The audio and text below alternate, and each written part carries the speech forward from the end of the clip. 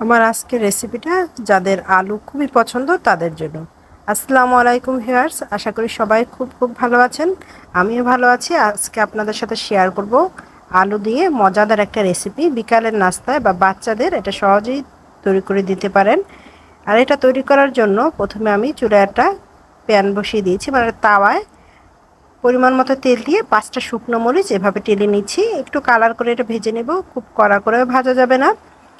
ঝালটা যদি আপনারা বেশি খেতে চান তাহলে একটু পরিমাণে বেশি দিয়ে নেবেন, কারণ এই রেসিপিটা ঝাল ঝাল হলে কিন্তু বেশি ভালো লাগে।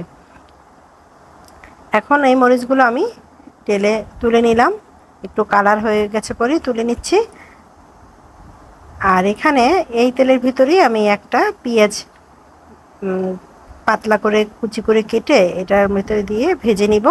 জাস্ট কালার করে ভেজে নেব, বেরেস্তার মতো করব না, মানে একদম মুচমুচা করব না। মোটামুটি একটু নরম হয়ে গেলে আর কালারটা চেঞ্জ হয়ে গেলেই হবে, কারণ আলু ভর্তাটা এরকম পেঁয়াজটা দিলেই ভালো হয়। আর সেই ফাঁকে এখানে আমি আলু সিদ্ধ করতে দিয়ে দিয়েছি। আলুটা সিদ্ধ করার সময় একটু ঢেকে সিদ্ধ করবেন, তাহলে কিন্তু খুব দ্রুত সিদ্ধ হয়ে যাবে। পেঁয়াজটা ভেজে নিচ্ছি। আর এটা কিন্তু খুবই ভালো লাগে, শর্টকাটে এই রেসিপিটা তৈরি করে নিলাম। যদি কখনো কেউ না করে থাকেন, আশা করি আমি এই রেসিপিটা প্রথম বানিয়েছি, আর আপনারা এভাবে একদিন করে খেয়ে দেখবেন, খুবই ভালো লাগে। এখন এখানে পেঁয়াজ সাথে ধনিয়া পাতা নিয়েছি, আর একটু লবণ দিয়ে সব পেঁয়াজ মরিচ সব একসাথে মাখিয়ে নিচ্ছি। সাথে একটু সরিষা তেল দিয়ে দিচ্ছি। সরিষা তেলটা দিলে ফ্লেভারটা ভালো আসে আর টেস্টটা ভালো হয়। আপনাদের কাছে যদি চাট মশলা টাইপের কিছু থাকে সেটাও দিয়ে নিতে পারেন, তাহলে কিন্তু একটু ভালো লাগবে। চাট মশলা না থাকলে নুডলসের ভিতরে যে মশলাটা থাকে সেটা দিলেও কিন্তু এটা টেস্টটা একটু বেড়ে যাবে। আর যদি না থাকে স্কিপ করলে সমস্যা নেই, আমি কিন্তু শুধু এইগুলো দিয়েই বানিয়ে নিচ্ছি। ধনিয়া পাতাটা দিলে কিন্তু একটু ভালো ফ্লেভার আসে আর খেতেও ভালো লাগে। সব খুব ভালো করে এভাবে মাখিয়ে নিয়েছি। আলুটা একটু ভালো করে চেপে চেপে মথে নিতে হবে। আলু ভর্তাটা যখন এভাবে রেডি হয়ে যাবে তখন এখানে ময়দা বা আটা যেটাই থাকুক সেটা একটু ছিটিয়ে এটার সাথে মাখিয়ে নেবেন।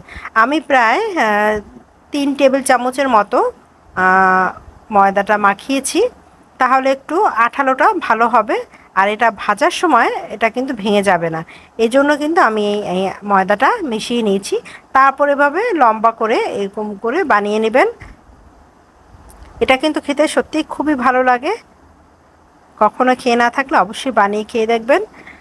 আমি সবগুলো বানানোর পর চুলায় ওই প্যানটাতেই আমি অল্প কিছুটা তেল দিয়ে এক্সট্রা তেল মিশিয়ে নিয়ে তারপর ভেজে নিচ্ছি। তেলটা গরম হয়ে গেলে কিন্তু দিতে হবে, তবে খুব বেশিও গরম করা যাবে না, একটু গরম করে তেলটার ভিতরে দিতে হবে। আর অল্প তেলে এটা ভাজলে ভালো হবে।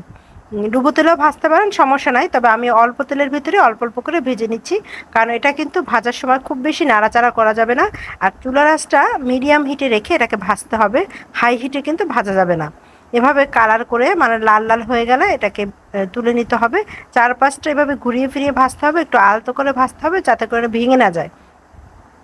যেহেতু এখানে ময়দা বা আটা দুইটার একটা মিশ্রণ করা হয়েছে, এই জন্য কিন্তু এটা ভাঙার সম্ভাবনাটা কম।